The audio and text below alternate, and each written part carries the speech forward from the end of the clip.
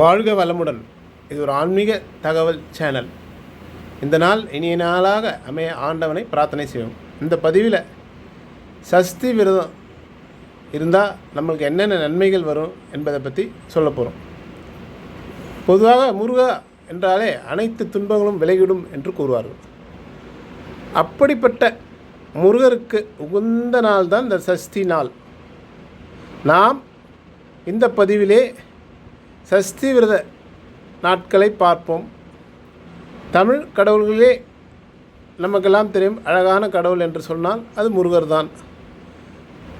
முருகனுக்கு சஷ்டி விரதம் என்பது ரொம்ப விசேஷமாக ஒன்றாகும். சஷ்டி நாள் முக்கியமான தமிழ் இந்துக்களால் அனுசரிக்கப்படுகிறது. இது முருகனுக்கு அர்ப்பணிக்கப்பட்ட மிக முக்கியமான பண்டிகைகளில் சஷ்டி என்பது 6வது திதி ஆகும். இது வளர்ப்பிறை சஷ்டி, தேய்பிறை சஷ்டி என்று முருக பக்தர்கள் சஷ்டி திதியில் விரதம் இருந்து அவரை வணங்குபவர்கள். திருமண தடை உள்ள ஆண்களோ அல்லது பெண்களோ இந்த சஷ்டி நாட்களில் விரதமிருந்து வழிபட்டு வந்தால் நமக்கு கண்கூடாக பலன்களை முருகர் அளிப்பார். குறிப்பாக முருகன் போன்ற ஒரு அழகான கணவர் கிடைக்க வாய்ப்புண்டு. இந்த விரதத்தை பின்பற்றினால் இப்படியெல்லாம் நல்ல விரதம் கிடைக்கும். வெள்ளிக்கிழமை மற்றும் செவ்வாயில் முருகப்பெருமானுக்கு உகந்த கிழமைகளில் கார்த்திகை, பூசம், விசாகம் போன்றவை முருகப்பெருமானுக்கு உகந்த நட்சத்திரங்கள். திதிகளில் சஷ்டி திதி முருகமானுக்கு உகந்தது.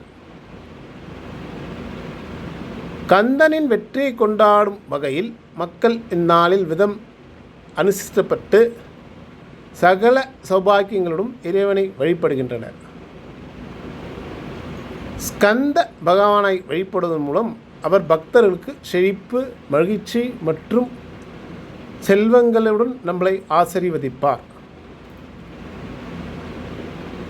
ஒவ்வொரு மாதத்திலும் சஷ்டி திதிகளில் அதிகாலை முதல் இரவு வரை உபவாசம் இருந்து முருகப்பெருமானுக்கு வழிபடுவது சஷ்டி விரதம் திருமணம் விரைவில் கைகூட வேண்டுமென நினைப்பார்கள். நாம் குறைந்தபட்சம் ஒரு 6 மாதங்கள் தொடர்ந்து சஷ்டி விரதம் மேற்கொண்டோமானால் நமக்கு நல்ல சுப காரியங்கள் நடைபெறும். அந்நாளில் முருகப்பெருமானை போற்றி பாடியுள்ள திருப்புகழ் பாடல்களை படிப்பது அல்லது கேட்பது மிகவும் சிறப்பானது. குறிப்பாக திருமணம் விரைவில் நடைபெற வேண்டும் என நினைப்பவர்கள் திருமணத் தமிழ், சொல்லின் செல்வன் ஆகிய பாடல்களை தொடர்ந்து துதிக்கலாம்.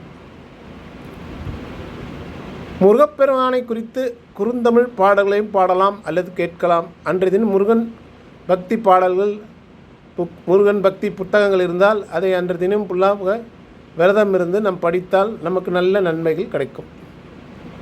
நாம் நல்ல எண்ணத்துடன் பக்தியுடன் இறைவனை வழிபடுவது மிகவும் முக்கியம். இறைவனிடம் உங்கள் விருப்பங்களை மனதார வேண்டிக் கொள்ளுங்கள். திருமணம் விரைவில் நடைபெற வேண்டும் என நினைத்தால் சரியான துணையை நம் முருகர் அருள்வார் என்பதில் நம்பிக்கை வைத்திருங்கள். திருமணம் என்பது இறைவன் விதித்ததே, எனவே பொறுமையுடன் காத்திருங்கள். சரியான நேரத்தில் சரியான துணையை நம் முருகப்பெருமான் அருள்வார். இந்த பதிவு உங்களுக்கு பிடித்திருந்தால் லைக் பண்ணுங்கள், ஷேர் பண்ணுங்கள், சப்ஸ்கிரைப் பண்ணுங்கள். மீண்டும் புதிய பதிவுடன் உங்களை சந்திக்கும். வணக்கம்.